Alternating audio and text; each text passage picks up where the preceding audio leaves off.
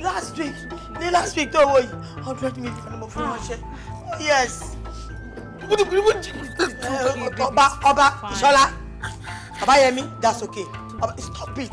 Ọkọ mi, mama bí ṣe máa sọ fún mi. O ti rí ìyàwó. I know. Baby, don't make me cry. It's okay.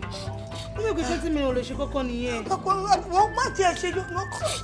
Okay, Mom, it's fine. Let me just give you 30 minutes. Is that fine? Ọkọ mi máa gbà yẹn bẹ́ẹ̀. Baby, thank you so much. 100 billion tí dádì ẹni pé kò ní iṣẹ́ tó ń ṣe lẹ́yìn.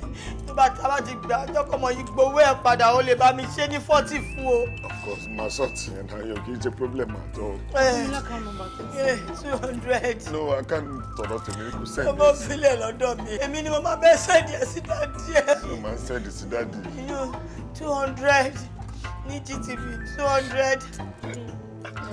Ó dẹ̀ yeah, 200. Maybe so. 68, 89, 82. Mommy, I can't 430. check on low. Orúkọ mi náà ló wà ńbẹ̀. Okay, no be so. First bank nìyẹn. First bank 200, 89, 82, 430. Let me check. Má lọ́wọ́. Àlọ́ ti tọ́ yé ké. Now, mo fẹ́ kó tẹ́jú mọ́ mi kó wò mí rẹ̀. Torí ojúkòrò kì í pa ojúkòrò jẹ.